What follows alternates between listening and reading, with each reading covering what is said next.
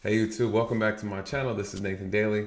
I am your law enforcement translator, and I'm here with an update video in reference to a previous video I did involving a subject by the name of Timothy Simpkins. You guys remember just a few weeks ago, there was a shooting in a Texas high school, and the suspect and the offender, Timothy Simpkins, actually pulled a weapon out and shot a juvenile after a fight.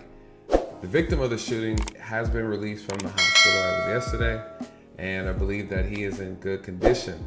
Bad news is, according to the police chief, the investigation has shown that Timothy Simpkins was not bullied at all, that there's no evidence of him being bullied. Okay, this is exactly what I was saying before. He is not innocent. No one was bullying him.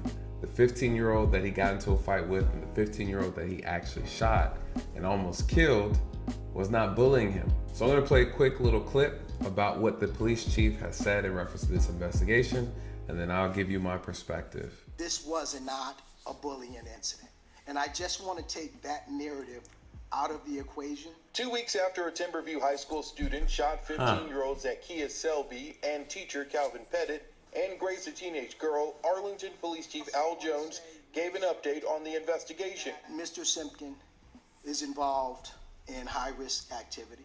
High risk. And that high-risk activity led to the disagreement within the community. Chief Jones's statement was a total rebuke of statements made from the suspect, Timothy Simpkins' family. But he did not go into further detail about what type of high-risk behavior Simpkins was allegedly involved in. I'll tell you. He would only say Simpkins and Selby had some sort of disagreement outside of school, and that bled into the classroom, leading to a fight and ultimately the shooting. I don't think this incident was an actual school shooting or active shooter. He also said the aggravated assault charges against Simpkins are appropriate. We wanted to charge him with the most severe charge that we could. All right, well, you heard it from the chief himself. That's the highest level of that department.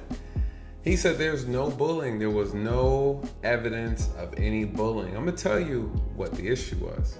Okay, like I said before, he's not a victim, you guys, of being bullied. And again, shame on those grown adults who felt that Timothy was justified in bringing a weapon to school and then also shooting that weapon at another student. Embarrassing.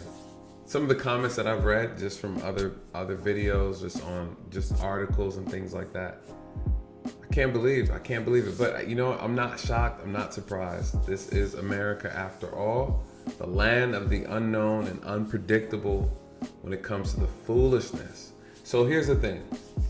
Now the chief said that Timothy was involved in high-risk activities. Okay, of course the chief is playing politics. He can't just tell you exactly what those things are because obviously it's still an active investigation. So the chief is right. He had to give you guys something. High-risk activities. Let me tell you what that means. Well, the definition of high risk within itself just means anything that is likely to cause severe harm, fatal harm to someone or to self. High risk activity. No, what he wanted to say, what he should have said was high deviant behavior. That's what he's mixed into, deviant behavior, criminal activity.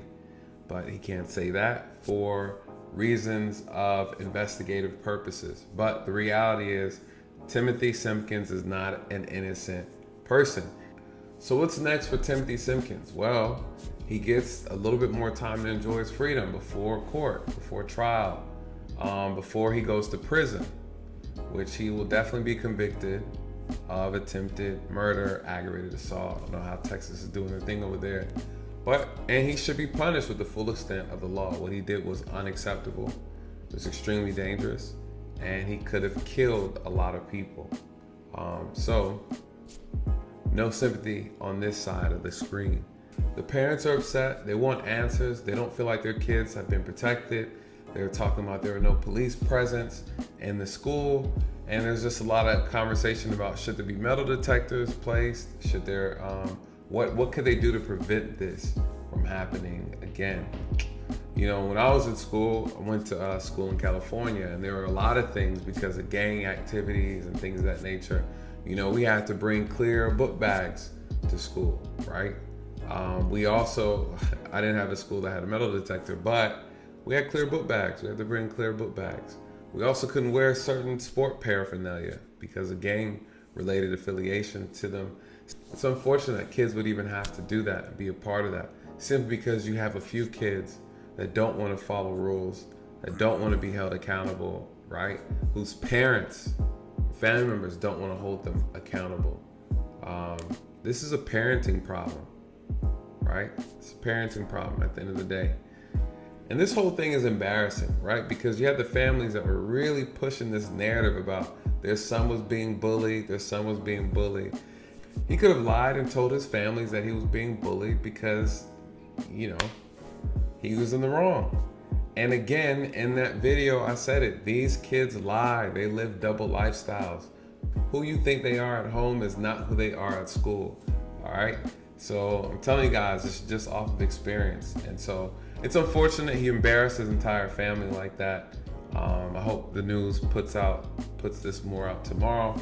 And I hope the nation sees it, because there are a lot of people who were vouching for him because he was bullied. Let me know your thoughts in the comment section, you guys. As you know, I will respond, no matter how interesting the comments may be. I think it's great to have these discussions. A lot of people have a lot of different opinions, and I welcome them all. And for anyone who feels that YouTube might be shutting down their comments, feel free to email me directly. I'll be more than happy to entertain your personal issues with certain things.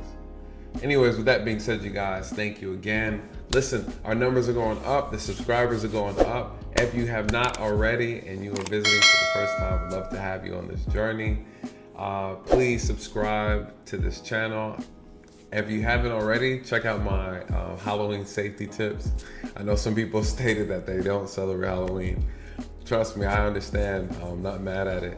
This is a unique holiday for this country, and I don't know, some people have mixed feelings about it.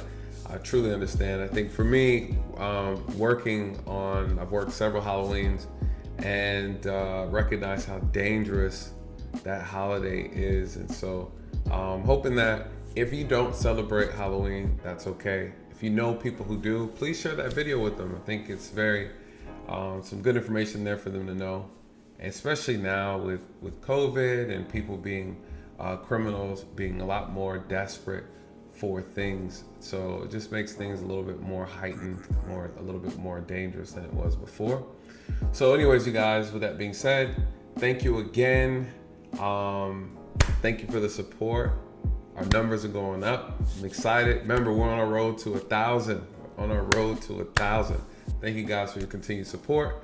And until then, have a good night. God bless.